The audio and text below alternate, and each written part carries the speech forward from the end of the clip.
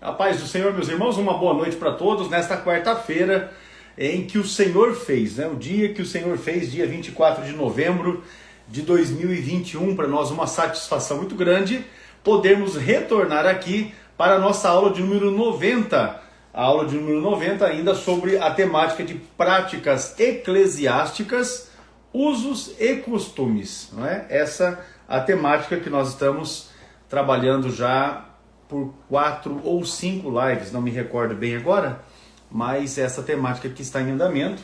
Nós ainda temos aproximadamente, com as perguntas de hoje, em torno de 25 ou 26 perguntas, né?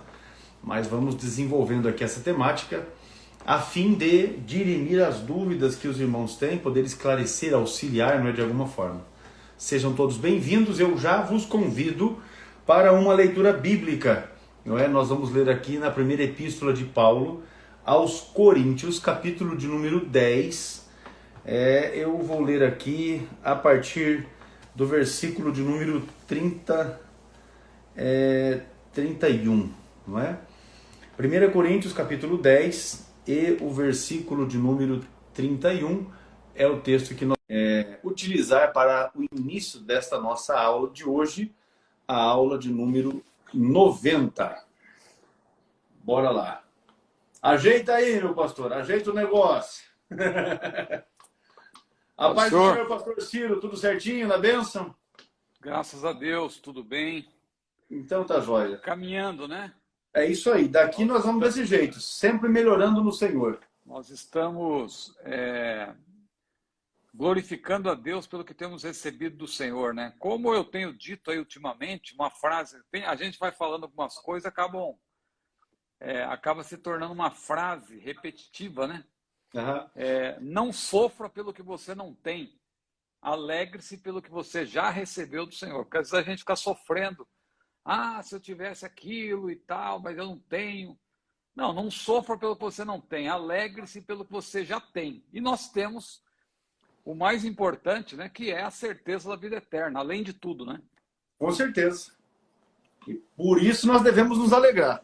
Porque essa conquista é importantíssima na vida de qualquer pessoa, não é? Uma vez que nós já tenhamos alcançado, deixa eu reposicionar aqui, uma vez que nós já tenhamos alcançado em Cristo Jesus essa bênção, então nós temos já com que nos alegrar. Pois bem, meu pastor, para iniciarmos os nossos trabalhos da nossa aula de número 90, nós vamos aqui para o texto bíblico da primeira epístola de Paulo aos Coríntios, capítulo 10. Eu vou ler a partir do versículo 31. O texto diz assim: portanto, quer comais, quer bebais, ou façais outra qualquer coisa, fazei tudo para a glória de Deus. Portai-vos de modo que não deis escândalo nem aos judeus, nem aos gregos, nem à igreja de Deus. Como também eu em tudo agrado a todos, não buscando o meu próprio proveito, mas o de muitos, para que assim se possam salvar. E aí entra o primeiro versículo do capítulo 11, sede meus imitadores, como também eu de Cristo. Essa leitura bíblica para o início da nossa aula, a de número 90. Nós queremos, desde já, agradecer a cada um dos irmãos que já chegaram, não é, para a aula, aqueles que já estão conosco. Dizer para que os irmãos... Olha, o irmão Ivan já entrou ali. Dizer para os irmãos que vocês possam nos ajudar, não é, na divulgação. Você pode dar um print dessa tela e publicar no seu story, aí no próprio... Isso, no seu próprio Instagram, para que os seus contatos, né, tomem conhecimento de que você está conosco nessa live e que será uma bênção, não é? Para a sua vida e também para a vida daqueles que quiserem estar conosco para estarem participando desta aula abençoada. Também você pode clicar no aviãozinho que está aí no canto inferior direito, não é? Aqui na minha aqui não dá, mas é embaixo ali, ó. É ali embaixo ali. Então você pode clicar ali também, mandar para os seus contatos. E no decorrer da nossa live, se você clicar no coração, se você clica no coração, então o mecanismo que o Instagram desenvolve, não é? Ele vai entender que há alguma importância, relevância nessa nossa aula e aí eles vão entregar o sinal para que mais pessoas tomem conhecimento da realização desta live. Então, esse é o trabalho e nós estamos aqui realizando esse trabalho. Veja que é uma aula gratuita, né? Todos que quiserem acessam, assistem a aula e são edificados, porque o pastor Ciro tem esse sentimento também. E nós estamos aqui envolvidos, né, nesse projeto de ensinarmos a palavra de Deus. É gratuito, mas o pessoal poderia, né? Fico pensando, ó, quantos mil seguidores tem aí o CETADB? 7 mil e alguma coisa agora, 7.300, 7.400, uma coisa assim. Já pensou se cada um desses seguidores aí desse pelo menos 50 centavos de oferta para o CETADB todo mês? Aí já dava uns... mas não é por aí, a gente vai... Já pagava o combustível, né? Já pagava, olha, não paga o combustível, viu? Não paga o combustível. Eu estou brincando porque às vezes o pessoal fica O pessoal fica brincando comigo lá também, né? E fica me provocando, eu falo assim, tá bom, então se cada um me doar 50 centavos, eu faço tudo isso aí que vocês estão pedindo aí. Porque eles ficam me cobrando umas coisas e tal. Querem que eu faça sorteio toda semana. Cadê? Vai sortear os livros, não sei o quê. Ó, se bem que eu estou devendo, eu preciso mesmo fazer alguns sorteios lá no meu perfil, né? Com certeza. Com certeza. Mas não vai faltar oportunidade daqui para o final do ano. Vai chegar o Natal aí, mais próximo do Natal, entendeu? Em comemoração ao Natal, pronto. Você já aproveita e sorteia. Nessa época do ano eu fico bem animado. E presenteia o povo. Eu começo a fazer umas postagens assim. E o pessoal, acho que tem um pessoal novo que não me conhece, né? Que eu faço essas coisas há muito tempo, né? Eu sou assim mesmo, né? Meus livros também tem essas... Aqueles gracejos que você também tem algumas verdades embutidas, né? Mas nem todos captam, né? Eu aprendi com o meu pai que tem grandes verdades que são ditas em tom de brincadeira. Às vezes a turma não pesca, entendeu? É aquela história que a turma fala, ajuda aí, pegou? Você pegou? Ele dizia bem assim, há muitas verdades sendo ditas e que têm a sua importância, a sua relevância, mas são ditas em tom de brincadeira. Mas deixa eu aproveitar aqui, o Alisson está me corrigindo, ele disse que já passou de 8 mil seguidores, de fato, já verdade. Passou 8 mil e... 8 mil e alguma coisa, 8.400, 8.500, uma coisa assim. Outro dia o CETADB fez um post falando de 8 mil. Agora que eu me toquei. Só agora que eu me toquei, mas já passou mesmo de 8 mil. Deixa eu aproveitar aqui, meu pastor. Pensa, né? Irmãos... Porque outro dia, desculpa. Pode falar. Outro dia o irmão estava lamentando aí, entre aspas, que tinha perdido a conta e que já estava com 4 mil quando perdeu. Agora já está na outra com 8 mil. Tá vendo como Deus 8 mil, vai indo. Vai indo. Nós passamos a fazer um trabalho diferenciado e aí, com esse trabalho diferenciado, as coisas acabam... Acaba tendo mais irmãos, né, alunos do curso que acessam o canal para assistir esta aula que acontece toda quarta-feira. Porque no nosso contato aqui interno, a gente está passando essa informação. Então, aí o pessoal acaba chegando na quarta-feira. 8.200 aí, ó. O pastor Alisson está dizendo 8.200. Então pronto, é isso aí. É isso. Irmãos, vamos lá. Ó, até dia 29 de novembro, esse box aqui de aplicação ministerial, são 4 cursos. O primeiro aqui, ó, curso para a formação de obreiros. Deixa eu tirar aqui, ó. Os 4 livros são livros físicos. Alguém perguntou, pastor, mas eu vou comprar esse box e vou receber os livros? Com certeza, são esses livros que estão aqui, ó. 4 livros. Tá aqui direitinho, ó. Vamos lá. Esse aqui, ó, curso para a formação de obreiros. Um livro de 334 páginas com orientação para o obreiro na realização do trabalho no dia a dia. Não é? Dia a dia na igreja. Recepção de membros, recepção de visitantes, a questão do ordenamento do culto, até inclusive um manual de cerimônias, como você realizar desde batismo em águas, apresentação de crianças, não é? Como você fazer culto fúnebre, como celebrar um casamento, como ministrar Santa Ceia, enfim, dirigindo cultos. Isso tudo está aqui nesse manual. É o curso para a formação de obreiros. Depois nós temos o curso de capelania. Esse material feito pelo pastor, deixa eu só acrescentar, este aqui, material feito pelo pastor João Antônio de Souza Filho. não é? Pastor Joãozinho, lá de Porto Alegre, no Rio Grande do Sul. Ele escreveu o módulo, ele gravou as videoaulas que você acessa online a respeito deste módulo do curso de CFO. O de capelania, material feito pelo pastor Douglas de Almeida Batista, que é também o presidente do Conselho de Educação da CGADB, né? Ele que fornece esse material, e ele, juntamente com a sua esposa e o capelão José Carlos, que gravaram as videoaulas do curso de capelania, que você também acessa de forma online. Depois disso, nós lançamos com o pastor Cícero Zibordi, esse que está aí conosco, não é? O curso para a formação de jovens pentecostais. Desde já eu quero aqui mandar uma saudação para a juventude da igreja lá na cidade de Barro, no Ceará. Assembleia de Deus lá em Barro, pastoreada pelo nosso amigo o pastor Jules. Nós estivemos lá no domingo à noite, já pela manhã, na verdade, dando estudo, não é, para os irmãos, mas à noite realizamos a formatura da juventude da igreja que realizou o curso para a formação de jovens pentecostais.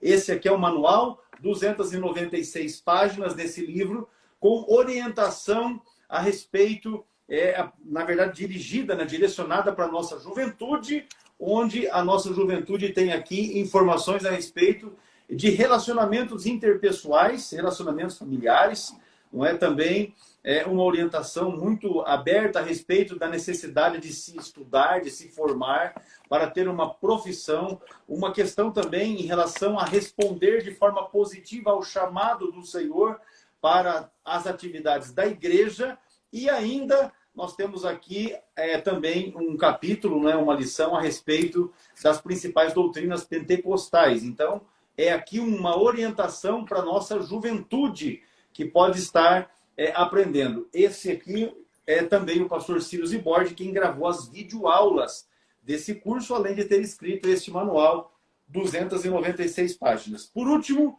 esse aqui, Perguntas Escatológicas, também é um material desenvolvido pelo pastor Cícero Zibordi. Neste livro, o pastor Cícero responde de forma bem objetiva a 101 perguntas. Então, nós temos a pergunta e já a resposta, a explicação a respeito de cada tema que está ligado à escatologia bíblica. Então, este aqui é também um dos cursos. Os 4 cursos estão aqui, os 4 fazem parte desse box que está na promoção até o dia 29 de novembro. Os 4 cursos, está aqui, por R$250. Até dia 29 de novembro, R$250. Você acessa o nosso site cetadb.com.br e aí você já na tela inicial já vai ter ali a orientação de como você consegue adquirir. Sendo aluno ou não, você consegue adquirir esse box para estar realizando esses 4 cursos. Pastor Ciro, você quer acrescentar alguma coisa? Eu vi que você pegou o livro na mão aí. Não, estava vendo aqui que é muita vantagem a pessoa adquirir os 4 cursos, o box, né? Porque, com certeza, além de tudo, além do preço, que é excelente, os brindes que a pessoa recebe, né? Além dessa linda caixa, a pessoa, por exemplo, se ela fizer o curso individual, ela não vai ganhar de brinde a minha foto. Mas se ela faz... Olha, essa é boa, essa é boa. Se ela faz o box, ó, ela ganha de brinde a minha foto e ainda a foto do pastor Joãozinho e do pastor Douglas. Olha aqui. Tá aí, com Isso certeza. É um brinde. E é importante dizer assim, ó, o curso, se você compra pelo box, na verdade você acaba pagando só por 2 cursos. Pelos valores de cada um individualmente, você acaba pagando 2 cursos e os outros acabam indo gratuito. Então veja que nós estamos dando aí um desconto de praticamente 54% do desconto que está sendo dado. Eu estou brincando, mas é muito vantajoso mesmo. Não tem dúvida. Eu fiz esse gracejo, mas é muito mais vantagem a pessoa adquirir o box, porque ela vai ter 4 cursos, né? Pelo preço de 2, como o irmão falou, e não é apenas um livro, não é apenas 4 livros que a pessoa está adquirindo. Tem o curso, as videoaulas, tem o certificado, né? Com certeza. Então, vale muito a pena. Irmãos, não deixe de fazer, vocês vão crescer. Lembre-se daquela frase que a gente sempre está repetindo. Tome tempo com o assunto. Porque aqui a gente responde perguntas, lança luz sobre uma questão, né? Mas se você quiser aprender realmente, tem que tomar tempo com o assunto. E aí está, né? Fica a dica aí do nosso diretor para todos. Maravilha. Meu pastor, então vamos lá, seguindo aqui na nossa pauta. A última pergunta que não pôde ser respondida na aula de número 89 passou a ser a primeira de hoje. Comentando sobre esse assunto, e o assunto era o crente beber ou não vinho, não é? Se o vinho que Jesus bebeu lá era alcoólico ou não e tal. O que dizer dos crentes que são proprietários de supermercados e mercados, mercearias, enfim, lojas afins, e que vendem bebidas alcoólicas? Pergunta difícil, hein? Pessoal, vamos clicar no coraçãozinho aí, porque essa pergunta aí, ó, a gente devia cobrar, porque ela é difícil para responder essa. Mas vamos clicar aí no coraçãozinho, no aviãozinho, tirar print, como o pastor Arcos falou. Porque se você tira o print e coloca lá nos seus stories, você, além de estar divulgando aqui, depois o que a gente vai fazer? A gente vai também republicar o seu print. Com certeza. Então, como se diz, uma mão lava a outra, né? Então, um está ajudando. Agora você vai ajudar a live, depois a gente vai também retweetar, né? Usando a linguagem do Twitter, a gente vai retweetar a sua foto também. A gente vai publicá-la e você vai ter visibilidade também, tá certo? Então faça isso, tira o print da tela, convide pessoas, clica no aviãozinho, chama pelo menos 10 aí, 10 do seu grupo aí de amigos, né? Que estão online, com certeza. E vamos adiante. Então, olha que pergunta difícil, como eu dizia, interessante, mas para nós que somos cristãos, que somos livres, não tem dificuldade. A dificuldade, às vezes, é para colocar na cabeça das pessoas, que é muito difícil isso. Mas se você partir do pressuposto que nós, como cristãos, somos livres, não vá confundir com libertinagem, somos livres em Cristo, a salvação é pela graça, a Bíblia não é um livro de mandamentos apenas, mas também um livro de princípios, porque nem tudo na Bíblia está contemplado em forma de mandamentos. Então você tem que raciocinar de acordo com os princípios. O pastor Ecos abriu a live como? Lendo princípios. Que princípios? Que tudo que nós devemos fazer deve ser para a glória de Deus, quer comais, quer bebais, quer façais qualquer outra coisa, ou seja, nada a priori nos é vedado. Nós temos livre-arbítrio. Então, a pergunta que o cristão deve fazer para si mesmo não é se ele pode fazer algo, é se ele deve. Por quê? Poder, todo mundo pode no sentido de possibilidade, né? Livre-arbítrio. Agora, o cristão que conhece a palavra de Deus, ele vai pensar, não, isso aqui eu vou fazer, não, isso aqui a Bíblia diz que é para fugir da aparência do mal. Isso aqui pode induzir o meu irmão a pecar. Agora, tem coisas que eu sempre tenho batido na tecla, que é legalismo. Legalismo infrutífero, que não leva a nada. Você, além de não praticar, você está gerando na pessoa o que Jesus combateu, o farisaísmo. O legalismo é sinônimo de farisaísmo. Veja se Jesus tratou os fariseus com... não, cada um tem a sua opinião. Nada disso. Jesus bateu forte nos fariseus. Por quê? Porque os fariseus criavam regras que nem eles conseguiam cumprir, eles queriam impor sobre as pessoas. Coavam mosquitos e engoliam camelos. E Jesus falou assim, hipócritas, alimpais o exterior do prato, mas o interior está cheio de rapina e de iniquidade. Então é aí que nós temos que observar. Mas vamos para a pergunta, né? Eu fiz só uma introdução. Os comerciantes cristãos, eles atendem, a priori, né, todos os tipos de público e vendem o que é legal. Né? O que é legal? Não é legal no sentido de, na linguagem jovem, é legal no sentido que está de acordo com a lei. Só que é aí que está o problema. Nos Estados Unidos, por exemplo, tem lugares que vendem maconha, que a maconha já está legalizada. Agora imagina eu lá na esquina, nos Estados Unidos, vendendo maconha, abrir uma banquinha de maconha Não, aqui pode vender maconha. Eu estou num país que vender maconha é legal. Está de acordo com a lei. Então, eu tenho aqui minha lojinha de maconha. Vamos lá, pessoal, quem quer maconha? Veja como a coisa não é tão simples. Todas as coisas me são listas, mas nem todas as coisas convêm. Todas as coisas são listas, mas eu não me deixarei dominar. Olha como a palavra de Deus vai nos orientando. Então, o primeiro ponto é esse. A priori, mas não para por aí, os comerciantes atendem a rigor, né?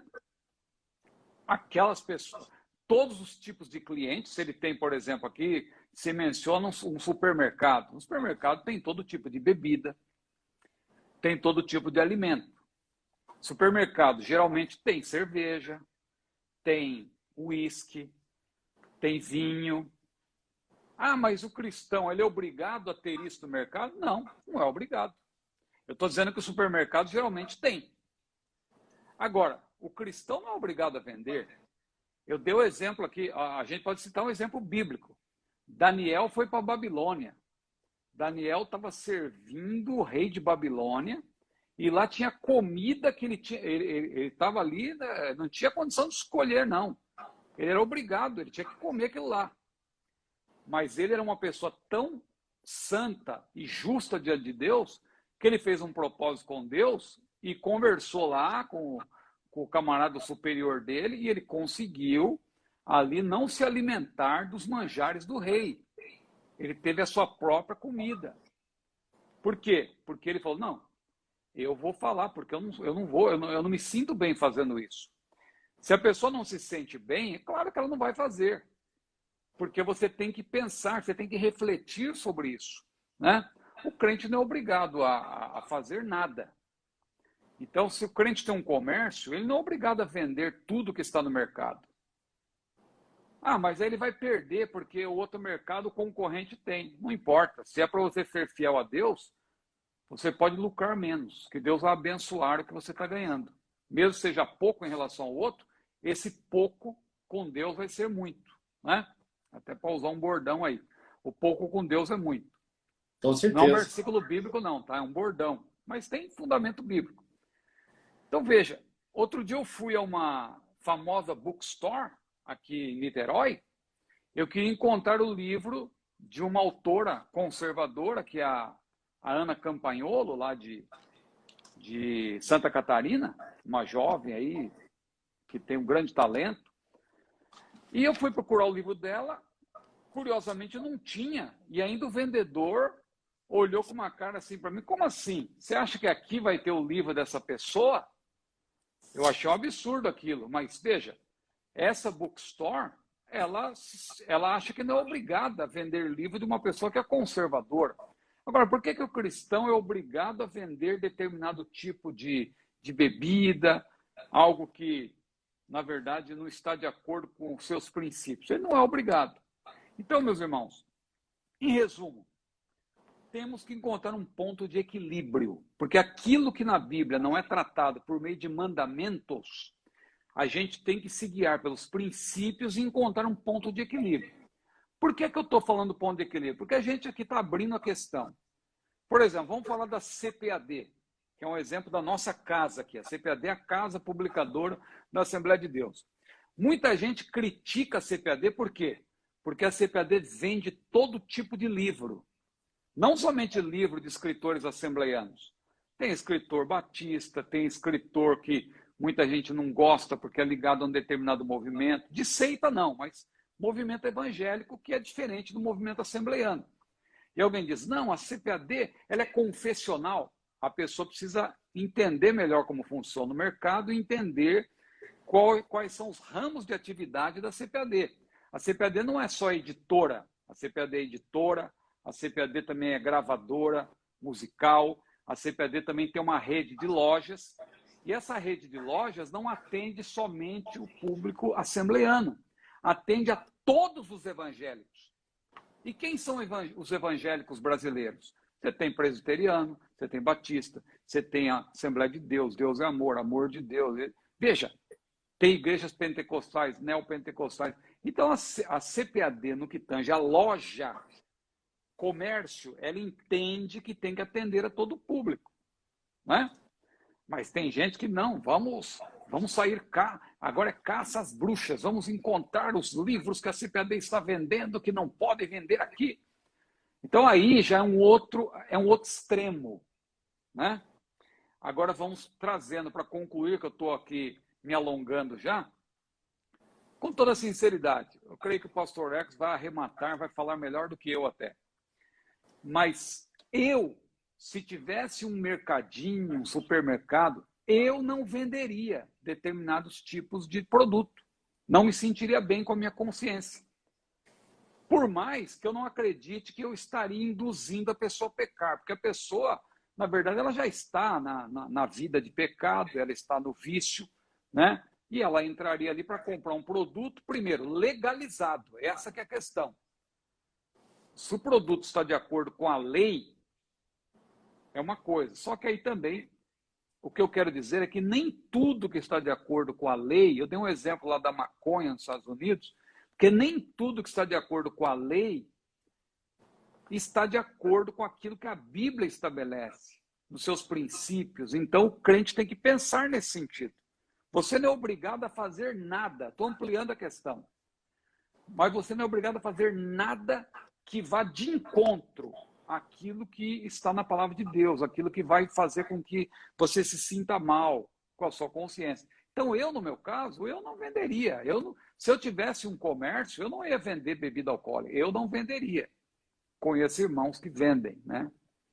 E eu não critico, porque isso aí é a consciência de cada um, né? Mas eu, na minha maneira de ver, eu acho que não é correto. Mas, pastor Ecos, Tá certo, pastor. Eu acho que o irmão foi claro. O irmão foi claro. Mas eu poderia ainda explicar, acrescentar, não explicar, mas acrescentar o caso de um irmão que a gente conhece, que ele tinha uma lanchonete antes, não é?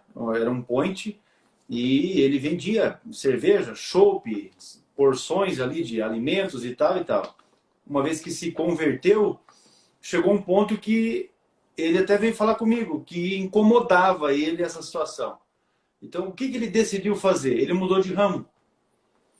Ele mudou de ramo porque no ramo que ele estava ali, ficava difícil de continuar mantendo o negócio, cobrir as despesas, se não vendesse aquele produto, o chopp, a cerveja, com várias opções e tal. Então ele achou por bem de mudar de negócio. Ele mudou de ramo e tocou a vida dele. Então é uma questão, como você disse, é uma questão pessoal. O conselho que eu daria, o meu conselho seria esse: mude de ramo, tal, porque não combina. A gente não se sente bem fazendo uma coisa dessa, né?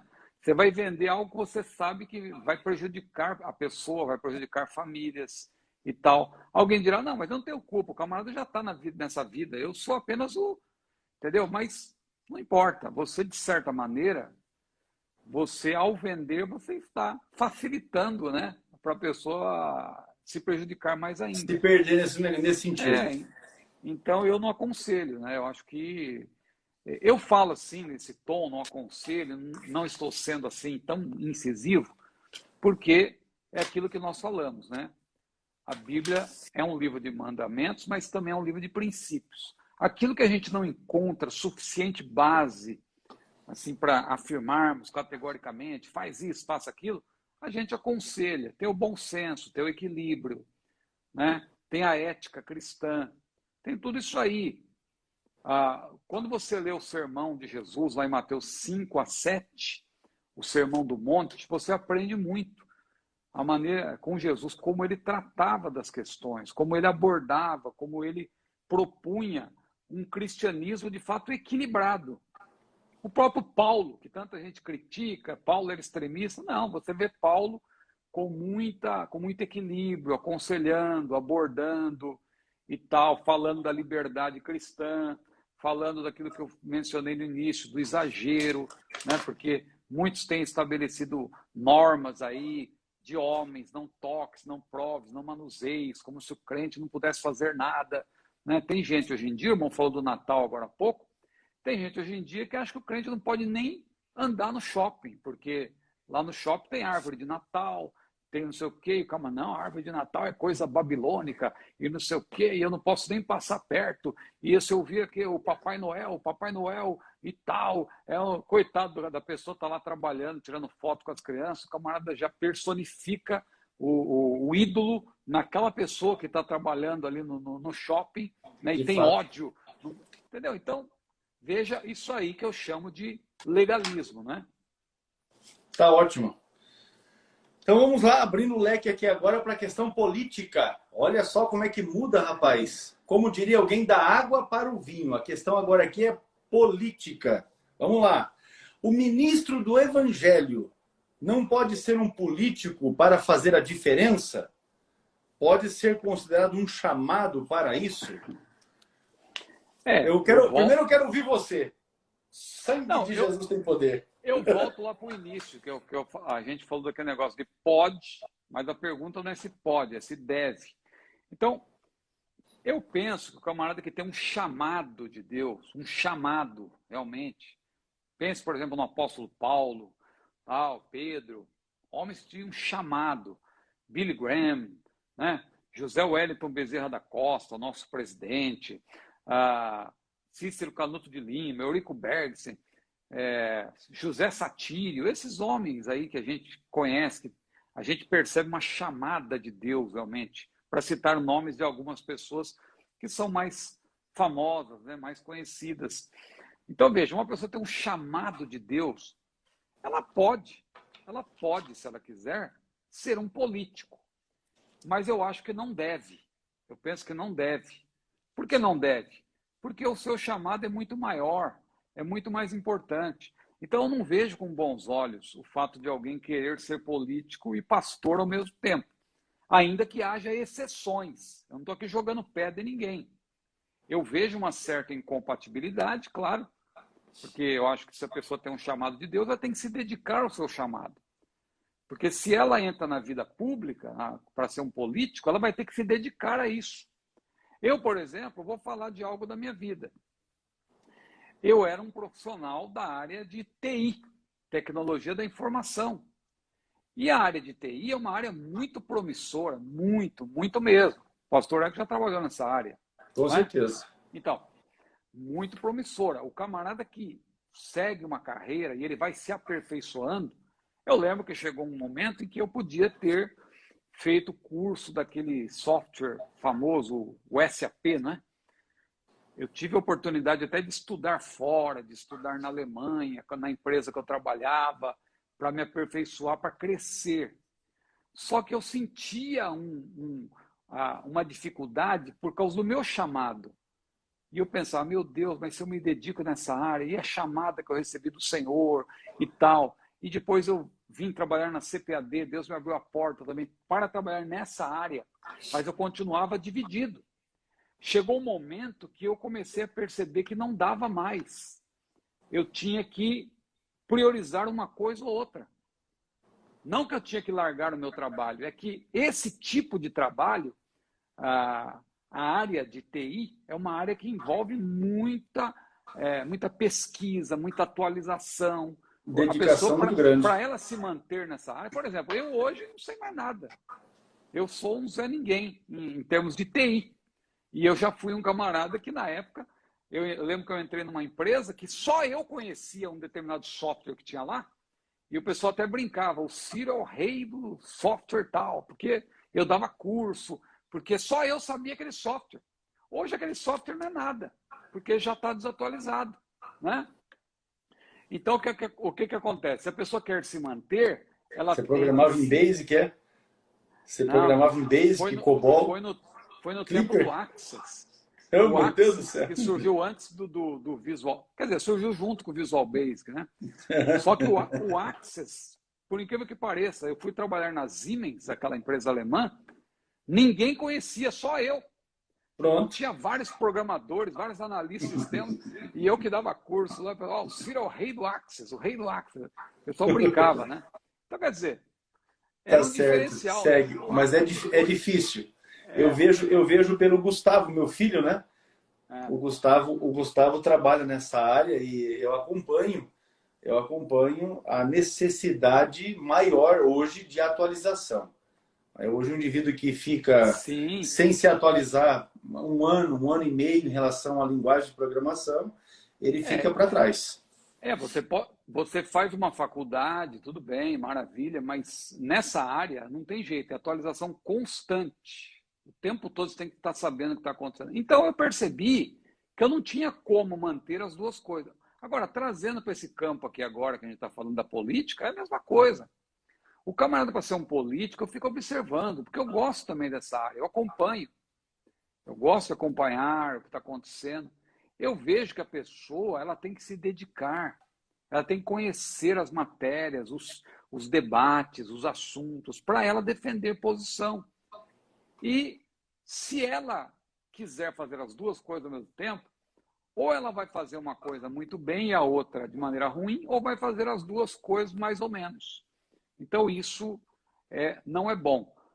Há casos excepcionais, alguém gosta de citar muito lá o caso de Daniel, né? Daniel era um profeta que atuou no palácio e tal, mas ali é um caso muito específico, né? Não tinha a ver com política partidária, né? Era um caso ali que ele foi levado como um Ele escravo. estava cativo, né? Ele era cativo, foi levado no cativeiro. Então, claro que ele se notabilizou ali como servindo o rei no palácio e também como profeta. Deus o usou ali. Mas, de modo geral, não vou aqui jogar pedra, porque temos pessoas no nosso meio e gente importante que mantém as duas coisas. E são pessoas honestas, são pessoas que têm feito um trabalho relevante, mas que mantêm as duas coisas, pastor e político. Eu não aconselho, na minha maneira de ver, eu não aprendi assim também. Eu acho que você tem um chamado, você tem que se dedicar àquele chamado. Deus te chamou, não tem nada mais importante do que o ministério. O ministério é algo mais relevante, algo mais importante. O chamado ministerial não é para qualquer um, é para quem foi chamado. Quando eu falo que não é para qualquer um, não estou desprezando quem não é chamado nesse sentido. Eu estou dizendo que Deus não chama todos para o ministério pastoral, para o ministério de evangelista, para o ministério do ensino. Muitas pessoas ensinam, mas o ministério do ensino, de fato, para ser um mestre, não a pessoa que tem o título de mestre do ponto de vista acadêmico, mas o mestre chamado por Deus, são poucos. Não estou desprezando, não vai nenhum desdouro também ao mestre acadêmico. A pessoa pode ser os dois. Pode ser mestre chamado e, ao mesmo tempo, como eu conheço também muitos que têm as duas coisas. Mas há aqueles que não têm o título acadêmico, mas foram chamados por Deus para ser mestres. É um chamado de Deus. Então, isso é muito mais importante. Agora, não estou dizendo que a pessoa que é pastor e é político ao mesmo tempo está pecando contra Deus. É que ela não vai fazer o trabalho da maneira que Deus gostaria que ela fizesse. Há casos também, que eu tenho visto, que o camarada renuncia ao pastorado. Ele até mantém o título, mas você percebe que ele já não dá mais atenção, ele se volta para a política. Então ele faz uma troca, né? Não sei como vai ficar isso lá no dia do tribunal de Cristo, como que vai ser. A salvação é pela graça, né? Mas lá no dia do tribunal de Cristo, no dia do acerto de contas, né, a Bíblia diz que as obras serão provadas pelo fogo. Então, é aí que nós vamos saber exatamente. Deus vai julgar cada um de acordo com a sua reta justiça, né? Mas eu não aconselho, né? Quem sou eu para aconselhar nesse caso? Quem é o Cícero Borda na fila do pão? Mas eu não aconselho, né, a pessoa que tem um chamado de Deus a abrir mão do seu chamado ou dividir, né? Eu acho que a pessoa tem que se manter fiel ao seu chamado. Muito bem. Eu conheço o pastor Almirante, que foi quem fez essa pergunta. E eu, por conhecer, eu sei qual é a questão que ele quis contemplar. Não é? Entendo que ele quis contemplar aqui. Eu achei o texto de Lucas, capítulo 9, versículo 62, que eu quero ler aqui, Jesus falando a respeito daqueles que o seguem. E Jesus lhes disse: ninguém que lança a mão do arado e olha para trás é apto para o reino de Deus. Tá vendo? Então, eu aprendi com o meu pastor, Daniel Salles Ascioli, que aquele que come do altar não pode se envolver com as coisas desse mundo. Então, a ideia que nós defendemos é: a igreja precisa ter os seus representantes políticos, porque a política influi hoje na nossa vida de forma direta. Eu Sim. só acho que um pastor que foi chamado por Deus para servi-lo deve se envolver com a política. Agora, esse pastor, ele pode pegar um membro da igreja que reúne as condições, prepará-lo para que ele seja o representante político da igreja lá, mas não o pastor. Tem mais um detalhe também. O pastor, ele pode participar da política. Com Em que certeza, sentido? pode. Ele pode emitir opinião, ele pode influenciar, não tem problema. Isso aí não tem problema. Ele pode também participar, porque ele é um cidadão, ele é um pagador de impostos, ele vota. Então não tem problema nenhum. Você é cidadão também. Você, como pastor, você pode opinar. Agora, a gente está falando aqui da questão de carreira política, né? Você abrir mão, você dividir, né? Ou você abrir mão do pastorado, do ministério para engajar-se na vida pública, aí é outra coisa, né? Eu acho que não é aconselhável. Né? A política é um senhor. A política é um senhor e Deus é outro senhor. E o Senhor diz que não tem como servir a dois senhores. Exatamente. É isso aí. É por aí mesmo. Cada um é um senhor, mas o Senhor fala assim, ó, não tem como servir dois senhores. Vamos lá, então. És bom de Bíblia? É o perfil do camarada que fez essa pergunta aqui, ó. Sem os extremos. É errado algumas manifestações como pular no culto? Pular, fazer trenzinho, aquele, dar uns karatê, uns giraia, uns negócios assim e tal. Sem os extremos, ele está dizendo. Olha, eu penso assim, tudo que atrapalha o bom andamento do culto é errado, né? Ele pergunta se é errado, né? Tudo que atrapalha o bom andamento do culto é errado, né? Porque o que deve haver no culto, segundo a Bíblia? 1 Coríntios capítulo 14, versículo 26. Quando vos ajuntais, cada um de vós tem salmo, tem doutrina, tem revelação, tem língua, tem interpretação. 5 coisas. Faça-se tudo para edificação. Então, isso é o que tem que ter no culto. Tem que ter salmo, que são os louvores, que os salmos eram cantados. Tem que ter doutrina, que é a palavra de Deus. Doutrina significa palavra de Deus, explicada, sistematizada. Isso é doutrina. Tem revelação, ou seja, a ministração do Espírito. Tem língua, também a ministração do Espírito. Né? E tem interpretação, e faça tudo para edificação. Então, a rigor, são 3 ministrações. A ministração do louvor, a ministração da palavra e a ministração do Espírito. Isso tem que ter no culto, mas com ordem. Paulo falou que tem que haver ordem e decência. Então, o que não deve acontecer no culto? Quando a gente olha para a Bíblia, qual que é a orientação da palavra de Deus? Eu citarei alguns exemplos. A profecia, ela faz parte do culto, mas não deve acontecer na hora da pregação. Porque se Deus está falando por meio da palavra, não tem sentido alguém querer profetizar no meio da pregação. Isso aí é falta de ordem. Né? A camarada vai... Senão qualquer um levanta no meio da pregação. Cala-te que agora eu vou falar. Não, nada disso.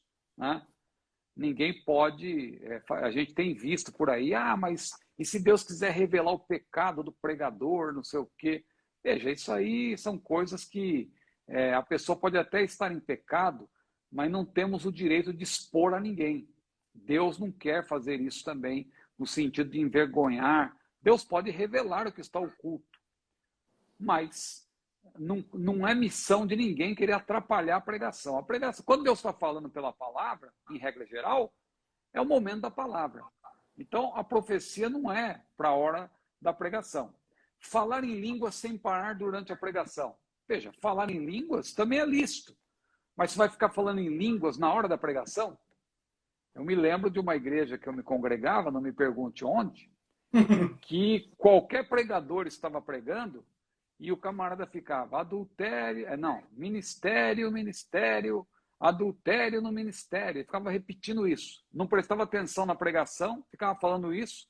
Às vezes chegava pessoas não crentes para participar do culto, sentavam perto dele, queriam ouvir a pregação do evangelho, e um dos pregadores, vão ter uma ideia nessa igreja, era o mestre Antônio Gilberto.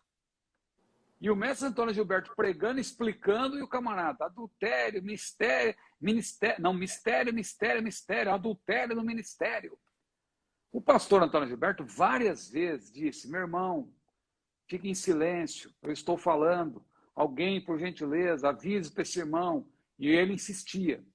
A gente não quer dizer, não quer ligar causa e efeito, né? Porque só Deus sabe todas as coisas, mas, lamentavelmente, esse irmão, um dia, ele estava sentado na calçada, em frente ao culto, veio um caminhão, atropelou esse irmão. Ele passou para a eternidade. Foi avisado várias vezes. O mestre Antônio Gilberto dizia, irmão, está atrapalhando o culto, para com isso. E ele insistia, desobediente, sempre falando a mesma coisa. Então, veja, que Deus tenha misericórdia. O culto é algo reverente. Tem um momento certo para todas as coisas. Então, o pregador fica falando, a pessoa fica falando em línguas durante a pregação. Outra coisa, agora o pregador falar em línguas o tempo todo, em vez de pregar. O pregador pode falar em línguas no meio da pregação? Não é comum. Mas pode ser um momento que ele vai extravasar. Eu já vi o mestre Antônio Gilberto falar em línguas. Foi só uma vez. Em Recife, ele estava dando uma aula, mas ele foi tomado pelo Espírito, ele sentiu um momento de alegria, ele falou em línguas. Na hora da aula, ele dando a aula. Não é muito comum, mas acontece. Eu, por graça de Deus, também já fui tomado. Né? Eu creio que já aconteceu com o pastor Ex. Tem camarada que é radical, fala assim, não, é extremista, não pode. Ora, depende, tem um momento do culto. Você está pregando, não é hora de falar em línguas, claro. Mas se tem um momento de glorificação a Deus, ali coletivo, e você fala em línguas, ou um momento que você extravasa, ali uma ênfase, você sente a presença do Espírito Santo, é uma coisa. Agora, falar em línguas o tempo todo, até para querer impressionar, porque tem camarada que, em vez de pregar... Essa questão que eu ia colocar. Não tem conteúdo, não estuda. Acaba quer se aparecer, dizer que é mais espiritual que os outros. Aí erra uma palavra, coloca umas línguas no meio para disfarçar, isso aí fica ridículo, todo mundo sabe. Né? O camarada comete um erro, esquece uma coisa, né? É melhor ser franco, dizer que esqueceu. Né? Eu me lembro uma vez, dos meus pecados me lembro agora, que eu estava falando que o camarada lá, aquela parábola que Jesus contou, né? Que um homem descia de Jerusalém para Jericó e tal, e eu já contei isso várias vezes, só que eu era jovem ali, eu já tinha pregado várias vezes, mas me deu um branco na hora. E eu falei assim, irmãos, um homem descia de Jerusalém para... Aí eu tentei umas 3 vezes. Então, irmãos, é o homem dele, que a gente repete para tentar... Para rebuscar. Então, como eu dizia, irmãos, o homem descia de Jerusalém para... Então, mas o homem descia de Jerusalém, aí não vinha de jeito nenhum. Aí eu viro pro o pastor. Tinha 2 obreiros atrás de mim, né? Só que eles estavam batendo um papo ali que eu vou te falar, viu? A conversa estava muito boa, eles não estavam prestando atenção. Parece que eu fiz de propósito. Quem estava vendo pensou o seguinte, o camarada ele errou de propósito, só para... Ele esqueceu... Só para colocar o pastor em situação difícil. Aí eu falei assim, de onde mesmo, irmãos? Mas eu estava em dificuldade, eu não estava lembrando. Aí quando eu olhei para os dois, eles, o que? Não entendi. Está falando do quê? O homem que descia de Jerusalém. Para Jericó. Isso mesmo, tal. Mas deu um branco. Agora, tem camarada que numa dessa, o homem descia de Jerusalém, aí começa, inventa umas línguas lá na hora, que isso não é língua da parte do Espírito, né? Que a língua da parte do Espírito, ela é a gente que fala, mas quem acende o fogo dentro de nós é o Espírito Santo. Então nós temos que ter muito cuidado com isso. Eu não brinco com esse tipo de coisa. Né? E eu não gosto. Eu sou uma pessoa... O irmão me conhece. E as pessoas aí me conhecem. Eu brinco. Eu sou uma pessoa que tem senso de humor. Eu faço brincadeiras. Minhas brincadeiras elas são muito infantis. Né? Eu brinco. Mas eu não gosto desse tipo de brincadeira com línguas. Quando me mando, aí tem um camarada aí que brinca com línguas. Quando eu vejo a cara dele, eu nem abro. Não gosto nem de... Porque eu não brinco com essas coisas. Eu levo a sério. Só que a língua, quem dá é o Espírito Santo. Não sou eu que vou inventar uma língua. Sou eu que falo, mas quem acende o fogo é o Espírito Santo. Então, o pregador fica falando em línguas em vez de pregar, né? Culto desordenado, como o irmão falou aí, do trenzinho e tal. E o pulo, chegamos no pulo, né? O pulo, eu vou ser sincero com o irmão, eu já dei os meus pulinhos, né? Atualmente, eu não tenho pulado tanto, né? Eu não pulo, não dói meu joelho. Mas então, era aí que eu queria chegar. A gente chega um momento que não dá mais. Mas quando eu era solteiro, inclusive eu visitava uma vigília, não sei se eu já contei isso para o irmão. Você contou essa vigília aí. Então, a vigília do pulo. Né? Deixa eu contar rápido aqui. A vigília do pulo, né? Todo mundo pulava, e eu pulava também. Só que eu comecei a frequentar a escola dominical, era novo convertido, frequentava culto de doutrina, comecei a aprender a palavra, comecei a ficar mais crítico, né? A gente vai ficando crítico. Esse negócio aí tá meio estranho. Por que eu estou pulando? Eu comecei a questionar. Eu estou pulando porque, de fato, eu sinto a presença de Deus ou porque todo mundo pula? Porque eu ia numa vigília, todo mundo pulava. O camarada começava a pular numa extremidade, vinha pulando para os outros, o outro pulava. Quando chegava em mim, eu pulava também, porque era como nos estádios, né? A ola, né? Um levanta a mão, quando abaixa, o outro levanta. Então era mais ou menos isso. Quando chegava em mim, eu pulava também. Mas aí eu comecei a ficar crítico, falei, não vou pular não estou sentindo nada. Aí o camarada começou a pular, o outro pulou. Quando chegou do meu lado, o camarada começou a pular e olhou para mim. E o outro que estava do meu lado estava esperando eu pular para ele pular também. Aí ele olhou para mim, aí não vai pular? Não, estou sentindo nada, vou pular por quê? Né? Então tem isso também, né? O pulo, esse negócio, sinceramente, eu não vejo o pulo como uma manifestação assim que seja pentecostal de fato, né? Mas num momento de alegria, que a pessoa extravasa, pode pular de alegria. O homem lá que foi curado entrou saltando no templo, né? O paralítico lá, o coxo, né? Que Pedro estendeu a mão para ele e disse: eu não tenho ouro nem prata, mas o que eu tenho te dou, em nome de Jesus Cristo Nazareno, levanta-te, anda. O homem entrou saltando. Então, há momentos de extrema alegria que você pode. Agora, pular para querer mostrar que você é pentecostal, que você é melhor, aí, veja, isso aí já é meninice, infantilidade, né? E eu sempre repito, eu citei aqui, eu cito sempre o mestre Antônio Gilberto, parece que é exagero, mas ele foi um homem que deixou um legado, né? Um exemplo para mim. E eu sempre tenho dito, talvez o homem mais pentecostal que eu conheci foi ele.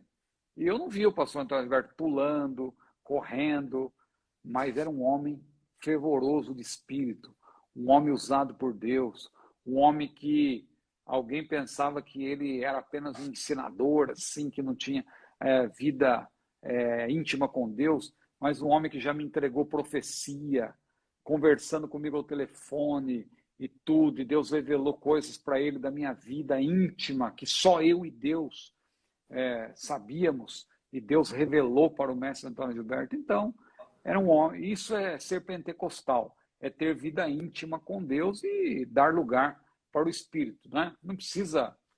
As pessoas reagem das mais diversas maneiras. Tem umas que são mais efusivas, tem outras que são mais contidas. A gente não pode julgar as pessoas pela aparência, mas no culto tem que haver equilíbrio, com ordem e decência. Com certeza. Mas que tem os camaradinhos que quer se aparecer, tem, né? Tem. Ele quer mostrar que é mais espiritual que o outro. Então, se o camarada o outro pulou 1 metro, ele quer pular 1,5 metro. Não, aí já tem um que pulou 1,5 metro e fala, eu vou pular logo 2. Tem uns que já ficam na frente, tem uns que já ficam no primeiro banco ali na frente do pregador, para na hora que o pregador começar a pegar, o camarada já sai pulando, justamente para chamar a atenção, né? Tem, infelizmente tem essas coisas.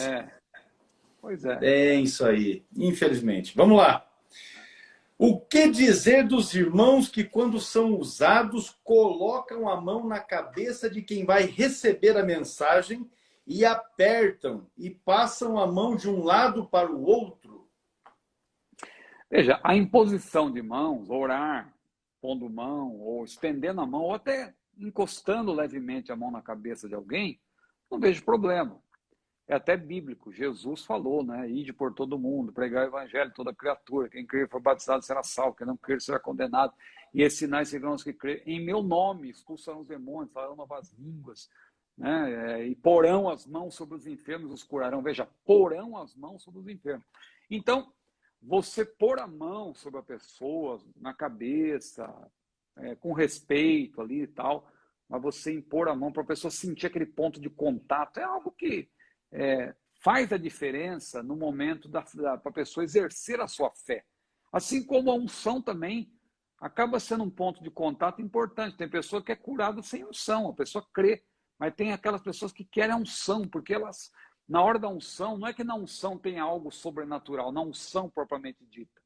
Tanto que Tiago falou, a oração da fé salvará o doente, não é unção. A unção é importante, é um símbolo ali, algo que a pessoa sente, aquele toque, ela, né? É importante isso também, né? A imposição de mãos também.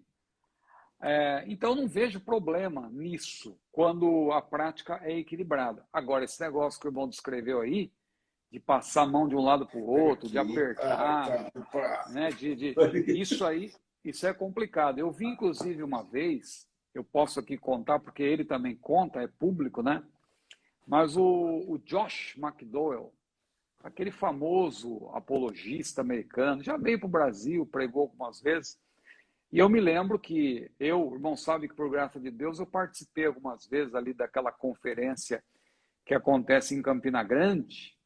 Aliás, se Deus quiser, o irmão vai estar também em janeiro em Campina Grande, né? Vamos estar lá, com certeza. Se Deus quiser, vamos estar lá com o nosso querido amigo, pastor Daniel Nunes, né? Mas eu já estive também em Campina Grande naquele outro evento lá, Consciência Cristã e tal, e num dos anos que eu fui convidado, o Josh McDowell estava lá também, né? Eu sempre vejo um convidado internacional, né? E ele contou um testemunho, ele contou algo da vida dele que eu fiquei assim, boquiaberto, para dizer a verdade, e eu fiquei surpreso de ele não ter assim receio de contar esse tipo de coisa e tal, porque é algo muito íntimo, né?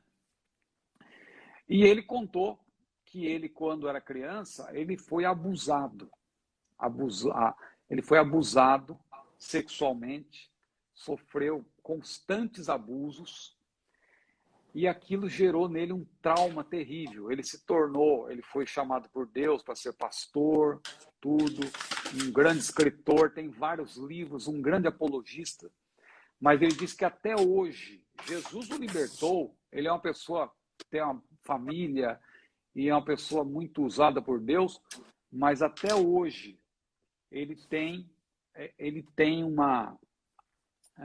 esse trauma, porque a pessoa que abusava dele era uma pessoa acima de qualquer suspeita, né? E aquela pessoa, quando abusava dele, quando ele era criança, a pessoa vinha por trás dele, quando ele estava num determinado lugar, e colocava a mão no seu ombro, e passava a mão nos ombros dele e tal, e começava assim. E aquilo ficou na mente dele. E ele diz que até hoje, quando ele está em algum lugar, ele está numa sala e tal, alguém chega, ele sente a presença de alguém chegando por trás, aquilo tudo vem à mente dele novamente. E quando ele está na igreja, que ele dobra o joelho, quando vamos orar pelo nosso irmão vai fazer uma viagem, e chega alguém, coloca a mão nele, e começa, tudo aquilo vem à tona de novo, ele se lembra. Então, eu estou citando esse exemplo, mas por quê? Porque a gente tem que ter cuidado também com isso, né? A gente vai orar pelas pessoas, não deve ficar passando mão no ombro, passando a mão nas costas da pessoa, lustrando e tal, e apalpando. Não, irmão. A gente tem que ter respeito pelas pessoas. A gente deve considerar, viu, pastor? Tem que considerar que quem fez essa pergunta foi uma irmã. Uma irmã. Uma irmã fez essa pergunta. Por quê? Há pastores, há obreiros que também se aproveitam da circunstância. Olha, né? Nós temos recente aqui na nossa região casos de pastores que estavam usando da posição ministerial para ungir irmãs literalmente no local da enfermidade. Especialmente quando o local da enfermidade era alguma coisa relacionada com a parte íntima. Então, isso tem que tomar cuidado. A gente ensina isso, viu, a respeito desse tema. No curso para a formação de obreiros, nós falamos a respeito desse tema, mas é algo que deve ser considerado, levado em conta, porque tem muito vagabundo, não é? Tem muito lobo em pele de ovelha dizendo que é obreiro e que se aproveita da circunstância para assediar as irmãs aí. Coisa absurda, né? Com certeza. Mas está aí.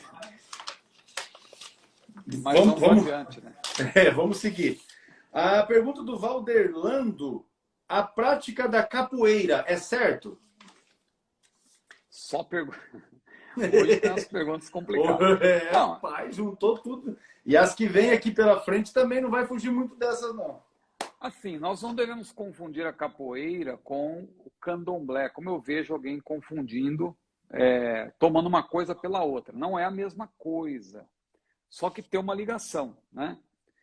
Embora se negue isso, porque, por incrível que pareça, pastor, não sei se o irmão está sabendo aí, tem pastores hoje em dia que jogam uma capoeirinha, né? São capoeiristas e dão aula de capoeira tal, e não gostam que a gente fala, né? Deixa eu acrescentar uma coisa aqui, antes que você responda. Eu, quando me converti, que eu tive experiência de salvação, naqueles dias eu já dava aula de Kung Fu. Então eu dava aula terça, quinta e sábado e treinava segunda, quarta e sexta à noite. E aí o que aconteceu? Tanto as aulas como o treino coincidia com os horários de culto. Não é? Então, a quinta-feira nós tínhamos culto, eu já não podia ir por causa da aula. E no sábado eu tinha aula também, eu não podia participar. E aí eu cheguei à conclusão de que aquilo estava tomando um lugar que, na verdade, não podia tomar. E eu preferi largar a mão e larguei. Estava gerando uma confusão. Então, eu abandonei aquilo, nunca mais mexi com aquilo, né? Nunca mais mexi e achei por bem que fosse assim. Aí agora você pode continuar, porque era apenas um relato do meu testemunho de vida. Não, muito bem. Então, a capoeira, né? A rigor, alguém vai dizer, não, é uma expressão da cultura brasileira, né? Que mescla arte marcial, esporte, cultura popular, música, né? Hoje em dia é considerado até um esporte nacional. Então alguém dirá que mal tem nisso. Mas o que a gente pode dizer é que não tem nada a ver também com o cristianismo bíblico, né? Por quê? Porque tem ligação, por mais que alguém diga que é algo brasileiro, tal, mas tem ligação com cultos que destoam do cristianismo. E aí não é apenas origem, é uma coisa que eu tenho batido também nessa tecla, que uma coisa é origem, outra coisa é ligação atual. Né? Origem e ligação atual. Você não pode se basear em origem apenas, né? Porque origem, a gente dá alguns exemplos que o pessoal acha que não tem sentido, mas tem. Os meses do ano têm origem pagã. Os dias da semana, em português não, mas se você pegar em espanhol e inglês, tem a ver com o paganismo. Os dias da semana, os nomes dos meses também. Os nomes das pessoas, se você pegar os nomes das pessoas, muitos deles têm a ver com mitologia grega. Hércules, mitologia... né? Tipo Hércules, né? Não, tipo Hércules. Eu não queria citar seu nome para não... Então, mas o irmão captou, o irmão tá atento. Tá ligado, tá ligado. Tá ligado. Então, Ciro também, rei da Pérsia, né? Não tem muita coisa a ver com... Claro, ajudou lá o povo de Deus, mas era um rei pagão também. Então, quer dizer, a origem é uma coisa, né? A origem no paganismo é uma coisa. O paganismo propriamente dito é outra coisa completamente diferente. E aí, quando eu falo do Natal, por exemplo, alguém diz, então Carnaval pode, Halloween pode. Veja como a pessoa confunde tudo. Porque o Natal é uma festa que transcende o paganismo. O Halloween tem ligação com o satanismo hoje, aqui e agora. Não é uma questão de origem e tal. Tem ligação. Então, aqui é um caso também. Quando você fala da capoeira, alguém vai dizer, não, a capoeira é um jogo, é um esporte, mas tem ligação aqui e agora. Porque se você for lá, e eu falo com conhecimento de causa, se você for pesquisar sobre a prática da capoeira, e eu posso falar com conhecimento de causa, porque eu tinha vários amigos na adolescência que jogavam capoeira, As músicas que eles tocavam na hora da dança eram as mesmas músicas que tocavam lá nos cultos afro-brasileiros, né? Falando lá também das entidades e tal, mesma coisa. Então, tem uma ligação forte. A questão do berimbau, do tipo de... Alguém dirá, não, mas todos os instrumentos, a Bíblia não proíbe nenhum tipo de instrumento, mas tem determinados instrumentos que estão fortemente ligados a cultos afro-brasileiros, que são cultos aí que a gente sabe que não tem. A gente respeita todos os tipos de fé, mas nós temos a nossa fé e temos o direito de defender a nossa fé também, né? Então, nesse sentido, nós não vemos a prática da capoeira como uma prática que seja lícita e conveniente para o cristão por causa dessa ligação que tem aí com determinados cultos que não combinam com a fé cristã. Maravilha. Meu pastor, eu acho que nós vamos ficar por aqui. Por que a Assembleia de Deus mudou a forma de batismo dos rios para a piscina? É correto o uso de véu? É necessário nos nossos dias? Mulher pode cortar e pintar os cabelos? Olha, quarta-feira que vem tem mais. Por hoje nós vamos ficar aqui. Pastor Evandro chegou ali atrasadinho. Ele está tendo uma programação especial na igreja lá. Aí Sim. Diz ele que ia chegar atrasado. Chegou. Deus abençoe, pastor. Amém. Eu quero só reforçar aqui para os irmãos o Box, não é? A aplicação ministerial. Aproveite, acesse o nosso site que está fixado aí no nosso comentário, www.cetadb.com.br, e adquira no desconto promocional até o dia 29 de novembro. Tá joia? No mais, eu quero aqui ceder a oportunidade ao pastor Ciro para que ele possa fazer as suas considerações finais, e nós já estaremos encerrando a nossa aula de número 90. A minha palavra é que nós estamos ainda passando por momentos difíceis aí, com muitas perdas, mas, meus irmãos, minhas irmãs, vamos ser felizes no Senhor. A palavra de Deus diz: posso todas as coisas naquele que me fortalece. Então, o momento de você ser feliz, de você ter uma vida mais leve, uma vida de temor a Deus e sadia, né, em todos os sentidos, é agora, né? Às vezes a gente pensa que a felicidade está lá no topo, mas a felicidade tem que ser em cada degrau que a gente sobe. A vereda do justo é como a luz da aurora que vai brilhando cada dia mais até ser dia perfeito. Então, cada dia, né, Jesus mesmo falou, basta cada dia o seu mal. Todo dia a gente tem nossas dificuldades, mas nós temos que ser felizes hoje, aqui e agora. Então, eu repito a frase que eu disse no início. Não sofra por aquilo que você ainda não tem. Alegre-se pelo que você já tem, aquilo que você já recebeu da parte do Senhor. Às vezes a gente fica triste, eu queria morar em Nova York, eu queria morar em Paris, mas eu moro em Niterói e tal. Veja, o ser humano é um eterno descontente, né? Eu lembro que quando em São Paulo, eu morava num lugar muito simples lá, e não, eu tenho que glorificar a Deus pelo que eu tenho hoje. Então a gente não pode sofrer por aquilo que a gente não tem. A gente deve se alegrar por aquilo que a gente tem recebido do Senhor. Que Deus abençoe a todos os irmãos. Quero agradecer pela presença aí, né?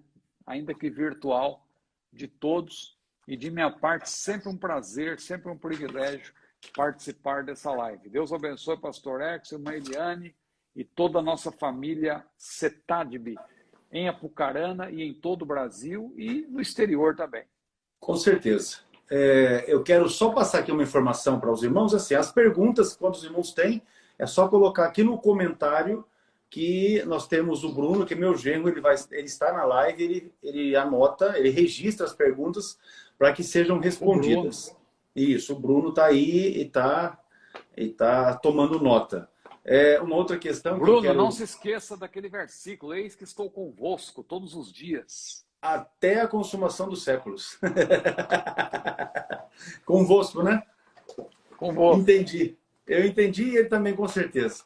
Mas louvar a Deus pela vida de cada um dos irmãos, desejar que o Senhor continue abençoando a vida de cada um de vocês, o ministério de cada um dos irmãos, e que o nome do Senhor seja exaltado e seja glorificado.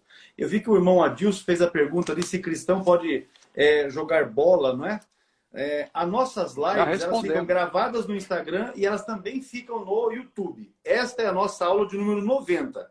Na aula número 88, que vai estar disponível lá no canal do CETADB no YouTube, nós falamos a respeito da questão do futebol, se o cristão pode jogar, pode torcer para times. Então o irmão pode acessar ali o nosso canal CETADB no YouTube e pesquisar pela aula número 88. E você vai ter aí essa explicação a respeito do futebol. No mais, Deus abençoe os irmãos, na paz do Senhor Jesus. Precisamos, estamos aqui no Paraná, não é? Para atendermos aos irmãos para a glória de Deus. Pastor Ciro, transmita a nossa saudação aí, não é? Para sua esposa, irmã Luciana, também para Júlia, sua filha. O Senhor vos abençoe em Cristo Jesus. Irmãos, até quarta-feira, 22 horas, estaremos aqui para a nossa aula de número 91. Quarta-feira próxima, cadê o calendário? Aparece ali, dia 1º de dezembro. Olha aí, quem está esperando para semear, eu quero avisar, não vai colher, porque nós já vamos começar o último mês de 2021. Então, semeie hoje, porque a colheita é certa que virá. Mas nós já estamos encerrando o ano, e quem está desde o começo do ano esperando para semear, não semeou, não vai ter a colheita, não é? Vamos lá, vamos semear coisas boas, coisas nobres, semear a palavra de Deus. E eu quero ainda fazer um convite aqui, não é? Sábado, a partir das 18 horas, através do nosso canal no YouTube, CETADB, também através da página do Facebook, EBD Apucarana, eu e o pastor Adovilson Andrade, nós estaremos transmitindo a nossa aula da Escola Bíblica Dominical, referente à lição de número 9. Não é? Então, você que pode, né, nesse horário, às 18 horas, esteja com a gente. Deus abençoe, pastor Ciro, aquele abraço. Até a próxima, na paz do Senhor Jesus. Deus abençoe.